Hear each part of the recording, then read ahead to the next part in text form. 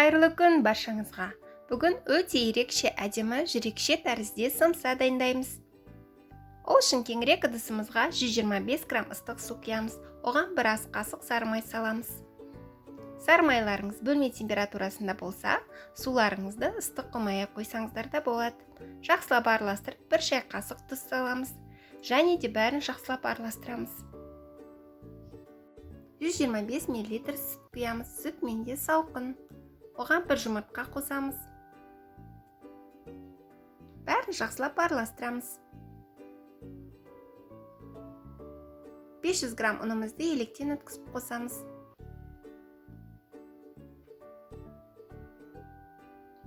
Жақсылап қамыр илейміз.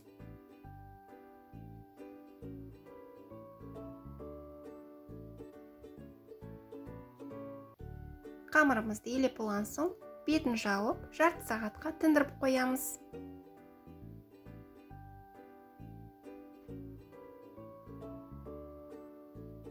Тынған қамырымызды және де сәл илеп, ортасынан бөліп, екі бөлікке бөліп илеп аламыз.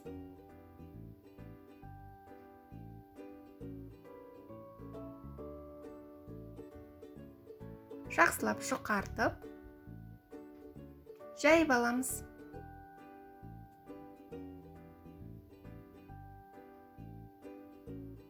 Жұқалап жайып алған соң, арасына ұн сеуіп, қамырымызды жинап алып қоямыз. Екінші қамырымызды да жұқалап жайып аламыз.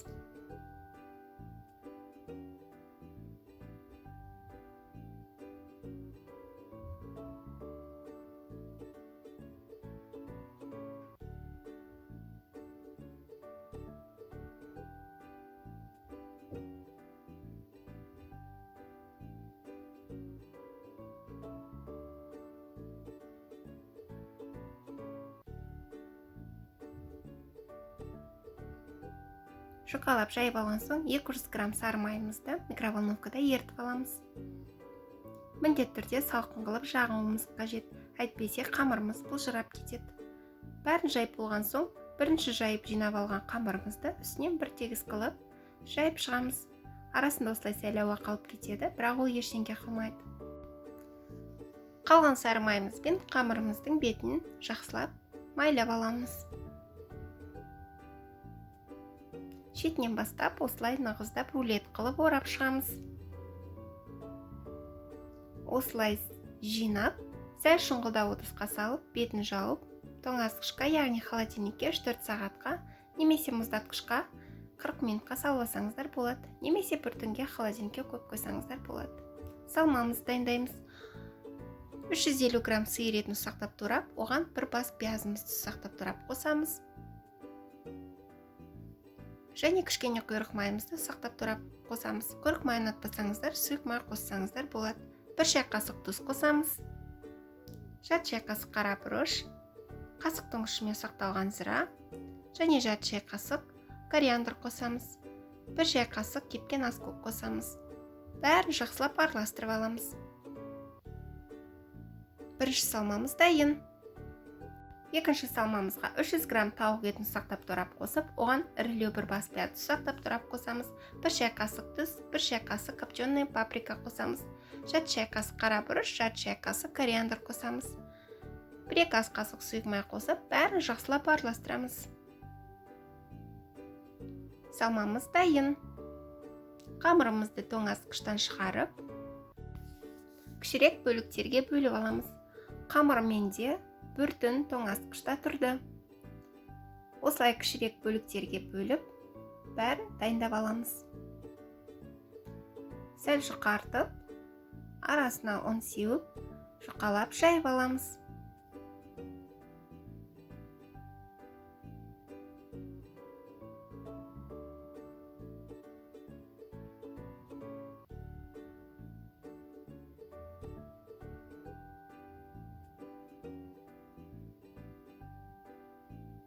Бәрін жұқалап жайып алған соң, бірінші салмамызды салып, самсамызды түйеміз. Тура осы видеодағыдай жинап, қысып түйіп шығамыз.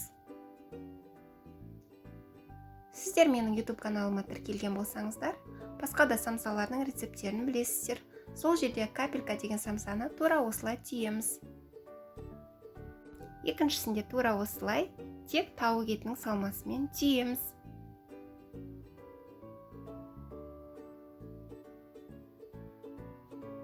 Осылай қысып біріктіреміз. Түсінікті болу үшін тағы да біреуін түйіп көрсетейін. Біріншісін сиыр етімен осылай салып, шетін жинап, түйіп шығамыз. Арасындағы ауаны шығарып тастаймыз. Тауық еті салмасымен де тура солай түйіп шығамыз.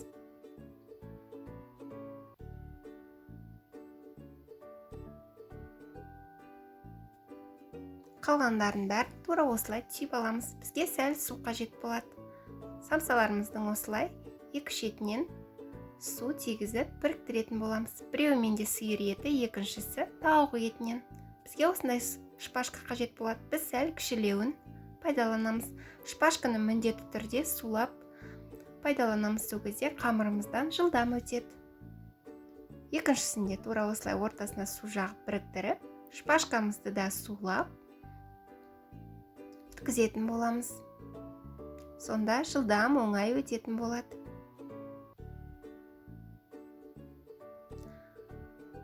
Шпажкамыз әдемі көріну үшін осылай шеттерін фольгамен орасаңыздар болады.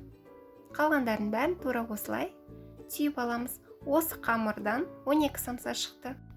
Бетіне жұмыртқаның сарысын жағып, қалауларыңызға қарай күнжіт немесе түменнің дәнегін сепсеңіздер болады. Мен осындай ақ күнжітті сепуді жөн көрдім.